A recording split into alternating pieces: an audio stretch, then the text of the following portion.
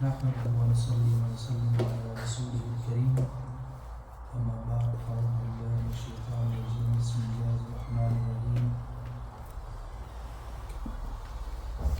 إن الله وملائكته يصلون على النبي يا أيها الذين آمنوا صلوا عليه وسلموا تسليما اللهم صل على سيدنا ومولانا محمد وعلى آل سيدنا ومولانا محمد وبارك وسلم تسليما والصلاة والسلام عليك يا سيدي يا رسول الله والصلاة والسلام عليك يا سيدي يا نبي الله والصلاة والسلام عليك يا سيدي يا خير خلق الله.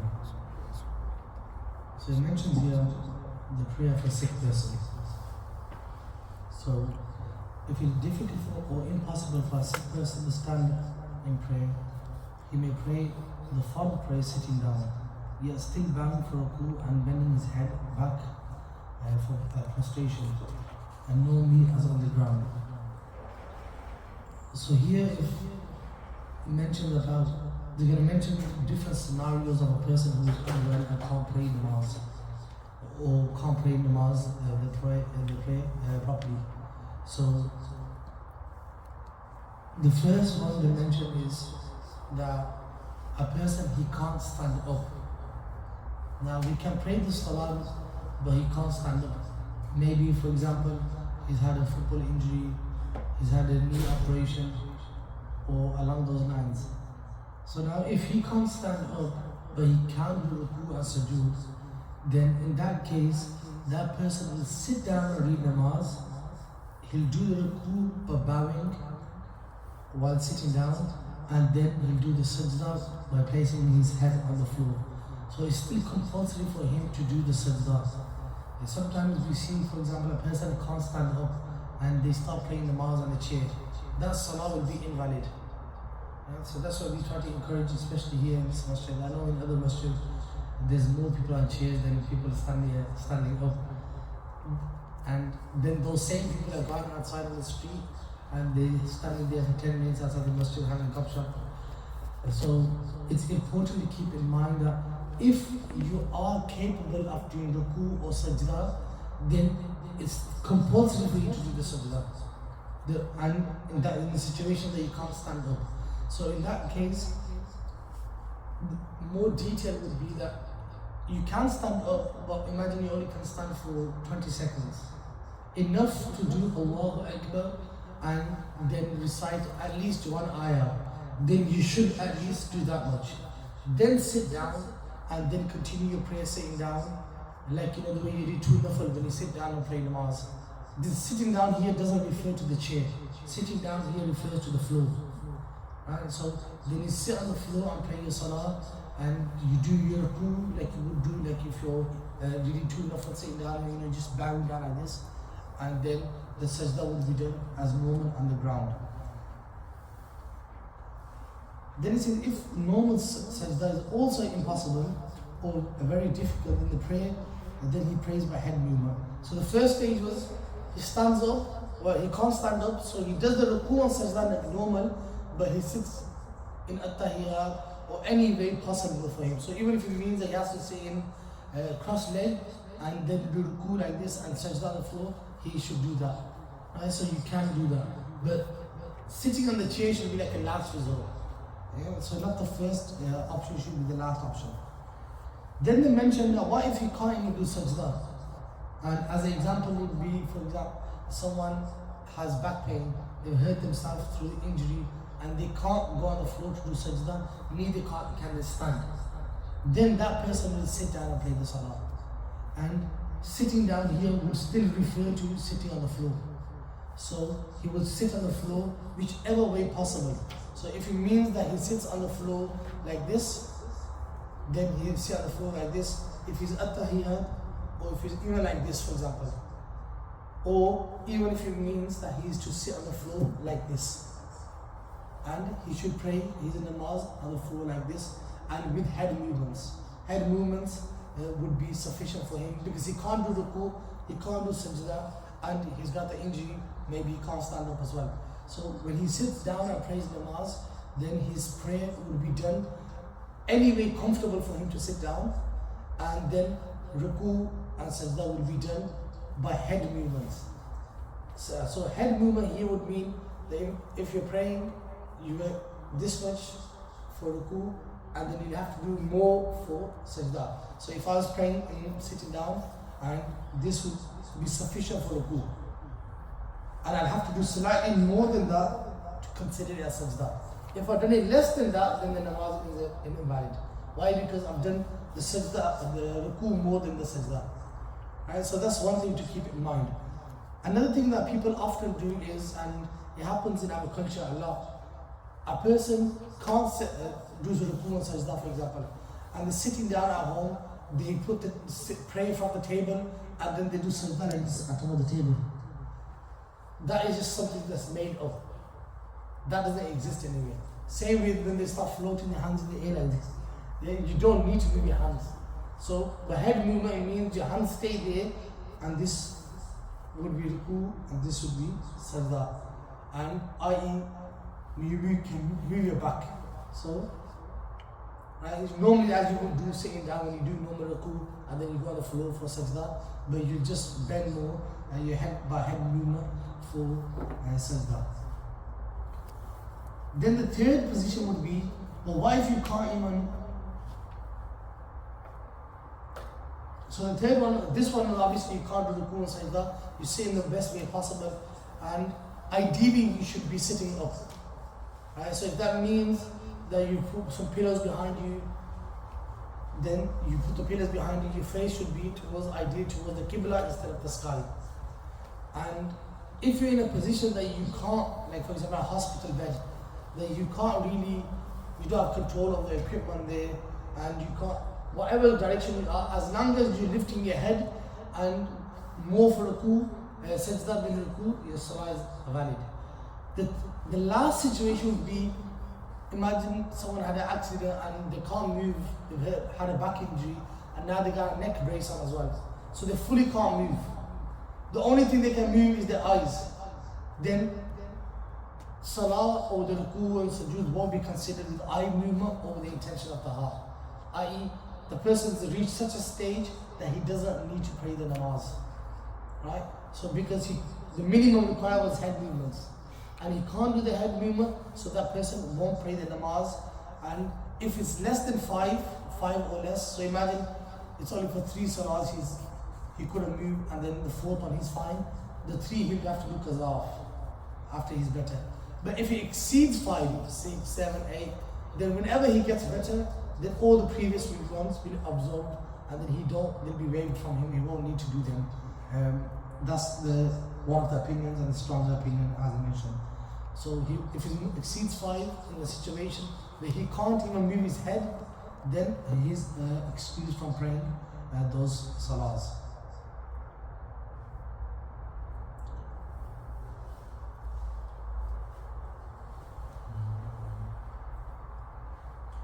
That's both pages done from the top. So the last paragraph on this section. So if one loses consciousness or sanity for the duration of 5 prayers, then he must make them up. And the same thing about the rule of 5. For example, someone had a car accident. I don't know. They rode the bike. I just speak to a friend. I remember he rode his bike into a lamppost, and he's out of it. Yeah? So when you get concussions or something and you out of your senses, if that lasts for 5 salahs, then or less, he'll have to do qaza, right? If it gets better. If it's more than 5 prayers, then he will he doesn't need to make those prayers up, and then he's fine. Whenever he gets better, he continues and starts praying from them.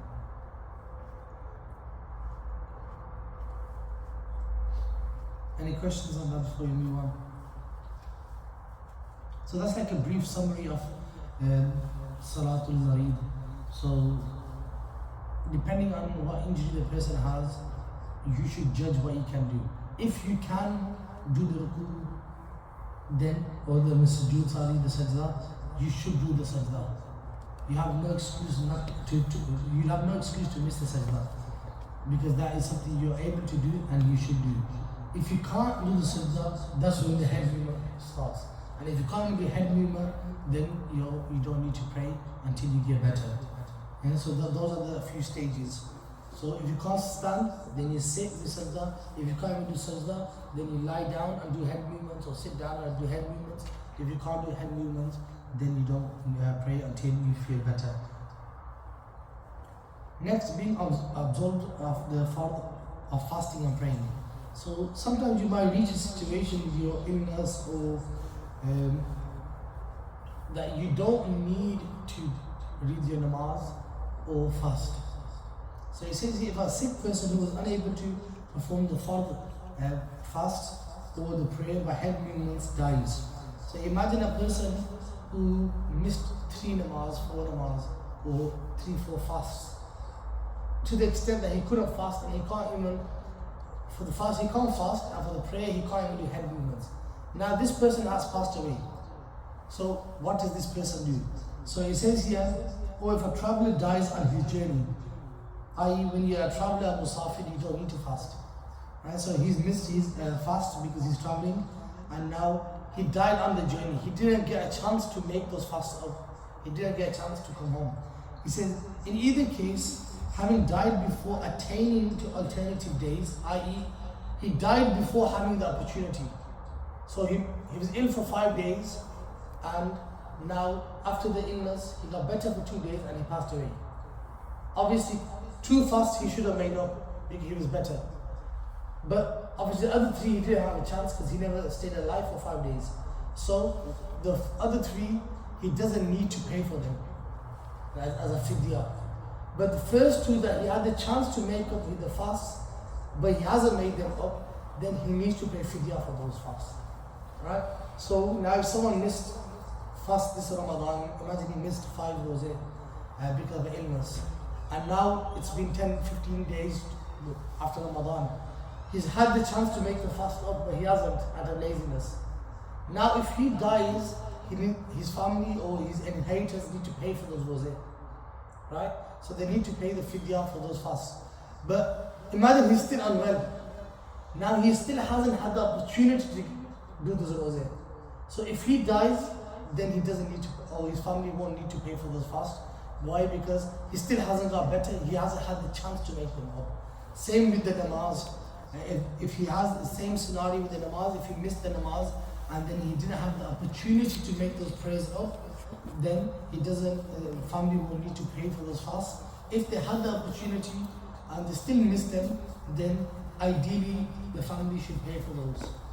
When an inheritor pays or uses the money from inheritance, only 1/3 can be used. So imagine the person left, just make it easy, some £300. Then first you pay the person's debt off, any qarza here and stuff like that. Then imagine you bring an easy number. You have 3,000, you pay the debt off, you have £300 left. Now those people who are going to inherit the £300. But before that, 1/3 will be used to clear these payments, i.e. if you missed any rosé and stuff. But if it exceeds 1/3, then the inheritors, they have the option that if they want to give their money up for the loved one and just pay the fidya on their behalf, or if they decide, nah, I need my money, I need to make khalifs, and then unfortunately then obviously at the same time, this is not like a guarantee that a person is a millionaire, he doesn't pray all his life and he says, if I die here, just give fidya for all my namaz I missed. It doesn't work like that. Or it's obviously on the intention of the person. Imagine a person who's done tawbah and he's done sincere tawbah, he died. You pay or you don't pay, he'll be forgiven because he was sincere in his tawbah. On the other hand, the person is not necessarily about missing his namaz and stuff like that. You pay or you don't pay, it might not make a difference. He must still be punished. But is it like a duty that you owe that person, and they can request that I've missed 5 rosé and I could have kept them, but I'm got ill again now, and now I definitely can't keep it. If I pass away, can he pay for those 5 rosé? And then he should let his inheritor or his loved ones know that beforehand.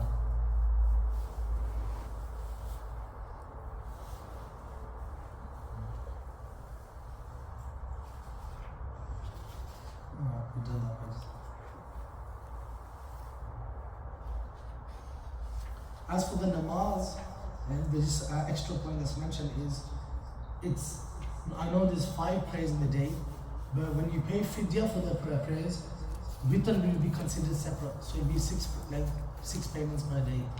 And it's the 7 times that we normally have for fitr on a similar payment basically. I've got a question. One of my family members had a heart procedure in Ramazan Sharif. Due to that procedure, he couldn't keep his fasts. The doctors told him that he can't keep them because of the medicine that he's going to take. So he didn't keep the rosé in the whole month of Ramazan Sharif. While he was in hospital, he missed his namazan also. So those namazan that he had to, does he have to, obviously he has to make them up, but depends, like they mentioned the previous, if he was in a state that he couldn't even pray them, like even through head movements because of his, he was able to move his head, but he had this I don't know, this something on his hand to just monitor his heart. So when he had to do that, he couldn't get that wet. So because of that, he couldn't go and read namaz. Hence, he couldn't go to wuzu, so he couldn't read namaz. So what about the fast? What about the wuzu in this circumstance? So in that case, even for that person, they should do tayammum and read namaz. Right? Because of a medical illness, they can't use the water. But because they got the ability to pray, they still need to pray. But this is like sometimes, people culturally miss. I know my grandma, she was taking medication and she could fast. She could pray, but then she was doing well, everything, and then these Islamic whispers came and some aunties came and they're like, no, you don't need to. The boy doesn't know what he's on about. I don't know what I'm on about.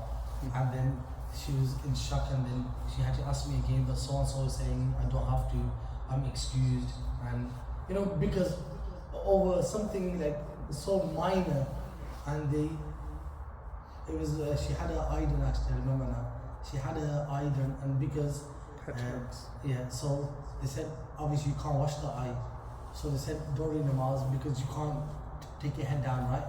And so she was praying, she was doing fine, and then someone came along, oh, I got my eye done and I didn't pray for 6 weeks or something, and then she tried to influence my grandma to not pray namaz. So sometimes you have this misunderstanding that people apply, but if you can and you have the ability, just because you can't use the water, now the alternative would be tayammum. Yeah, so tayammum is there, either you don't have the water, or you can have an illness by using the water, or your injury might increase, for example, then that's when tayammum kicks in. So that person, he still needs, that namaz will be considered as qaza, missed namaz. So he needs to make the namaz. So what about the rosé? The rosé, so now the rosé would be another category, because he couldn't fast. So now, through an illness, if his illness is maintained or continues until, for example, death, right? Then the person, he doesn't need to, obviously, so then obviously he's not in a condition to pray. Keep the rosé. If he gets better, then from that point, between that point of his recovery till his death, he has to make them up. If he doesn't, then he pays for them. So he has to pay 6 per day for. No, so it'll be for rosa, it'll be one of those, obviously. You have to make up the rosa. Has to make it up. Yeah. It's not fidya. No. He has so to you make know the rule of paying for a rosa, this is another misconception that, you missed 4 or 5 fasts out of illness, and then people pay for that.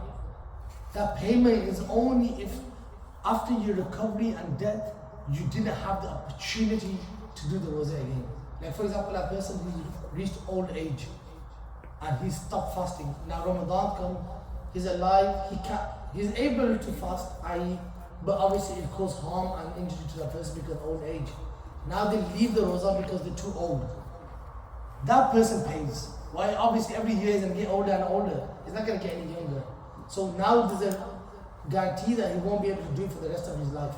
But if it's a temporary illness, then there's hope for him to get better. If he gets better, he keeps the rosé. And if he doesn't get better, then the payment comes in. So he'll tell us obviously if he's married or children, he'll say, look, I've got 5 rose to do. If I pass away before that, just pay the money out for those rose. And if I don't get better, then obviously it's absolved. Okay, sure. And so that needs to be kept in mind, inshallah.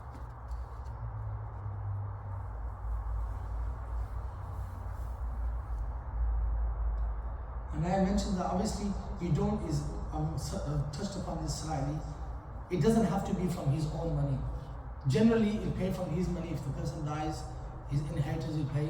But if someone just wants to give and say, you know what, I'll just pay for uncle or my cousin, that's perfectly fine. If someone gives it, they give it. That's done on that person's behalf.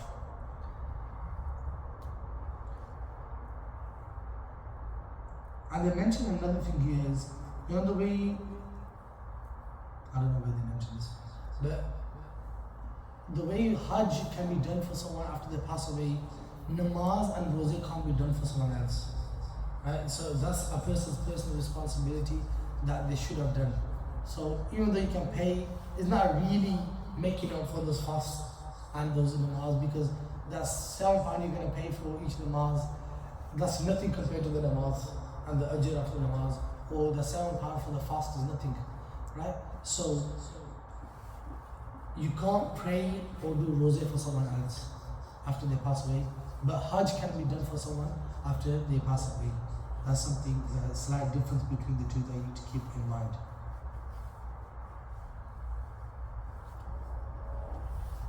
And they also mentioned here is that this fidya can be given to one person for multiple namaz.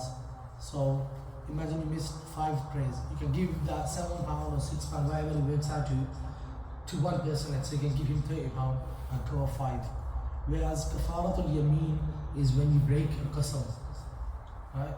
Then you only can give one kafara of a qasam to one person per day.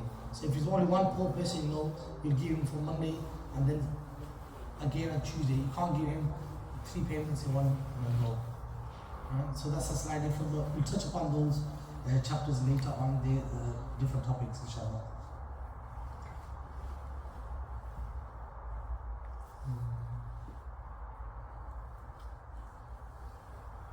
So he mentions here, the payment is paid only to the faqir, to the fuqara, the poor people, while it is hoped that Allah will overlook the sins of the dead servant by His limitless grace.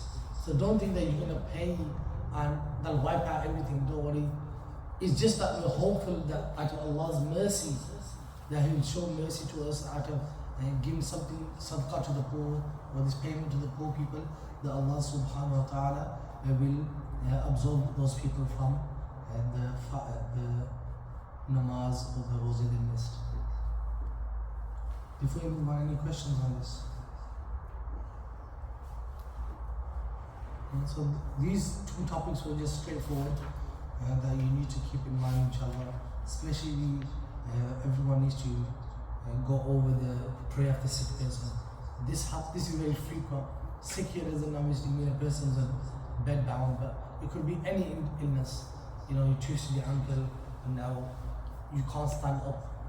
What would you do? And this could happen to anyone at any time, so you should know these basic fiqh rulings regarding injuries. So when it says the prayer of a sick person, I pray with someone with an injury of any sort. Shall we do this section on witr and we'll call it a day, inshallah. So the next part I mentioned, the witr prayer. The witr is the 3 witr that we read in the time after the fard of Isha namaz. And it's a wajib prayer, it's a compulsory prayer that needs to be done, and it consists of 3 rakats. Similar to those of Maghrib, same as Maghrib with the additional surah and dua qanut in the 3rd rakat. So it'll be same as Maghrib 3 rakats, but in the 3rd rak'ah, after Surah Fatiha, you can add another surah, and you add another surah, and you add dua qanut. That'll be the additional. And before dua qanut, you will raise your hands, say takbir, Allahu Akbar, and then you would silently, both things will be done silently, the takbir and the dua qanut, and then you continue ruku and then finish the rest of your prayer.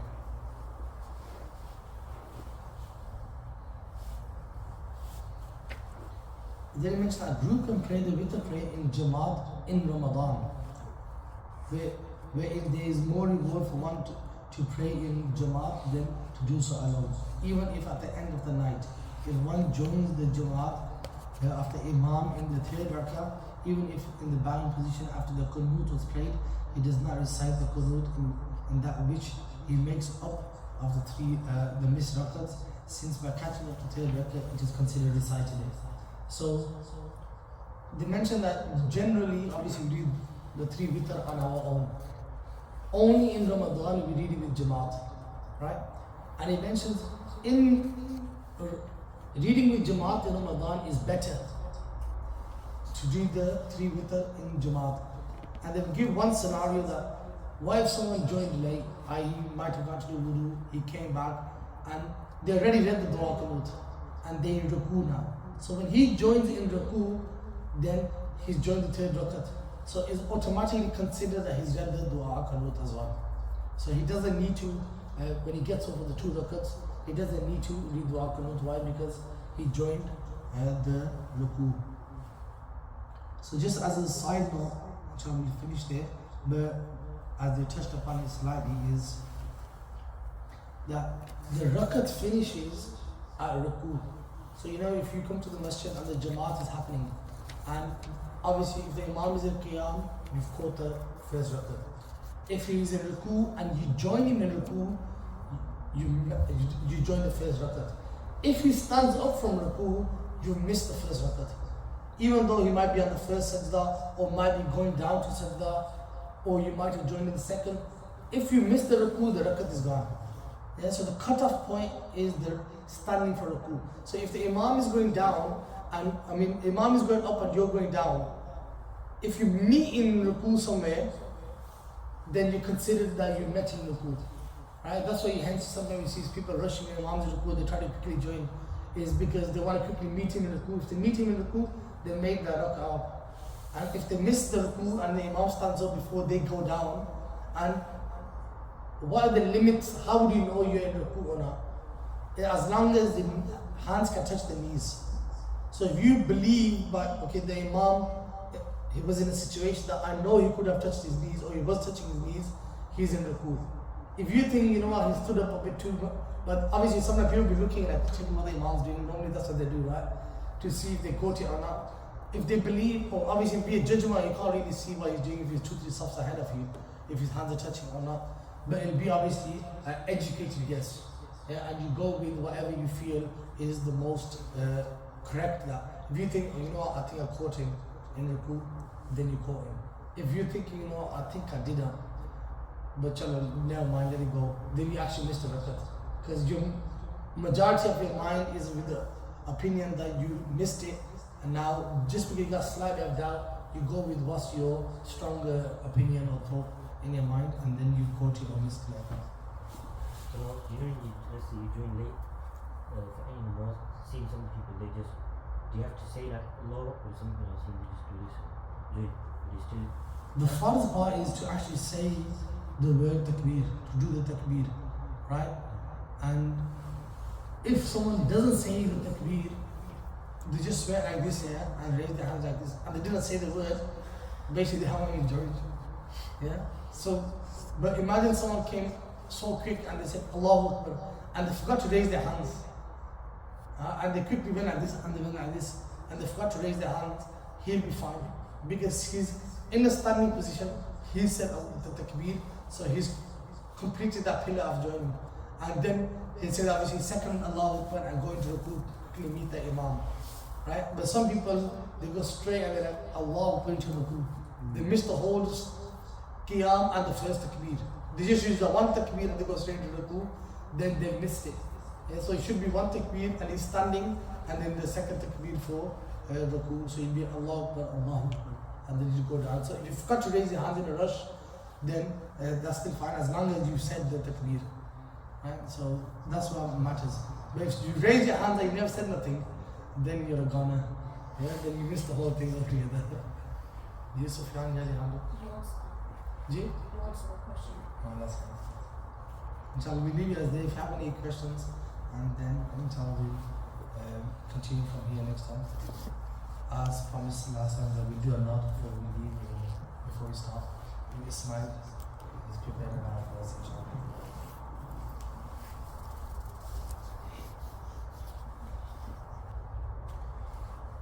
صلى الله عليك يا رسول الله وسلم عليك يا حبيب الله سيطاب قدم ہے تن سلطان نزمن بھول سیطاب قدم ہے تن سلطان نزمن بھول لب بھول دہن بھول زکن بھول بدن بھول واللہ جو مل جائے میرے گل کا پسینہ واللہ جو مل جائے میرے گل کا پسینہ مانگے نہ کبھی تیرے نہ پیتا ہے دلن پھول لب پھول دہن پھول زکن پھول بدن پھول کیا بات رضا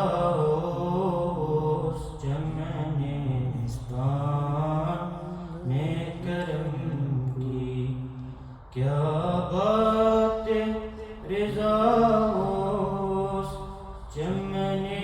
چمنستان نے کرم کی مانگے کبھی زہرائے کلی جس میں حسین اور حسن پھول زہرائے کلی جس میں حسین اور حسن پھول لب پھول دہن پھول زکن پھول بدن پھول سیطاب قدم ہے تن سلطان زمن پھول لب پھول دہن پھول زکن پھول بدن پھول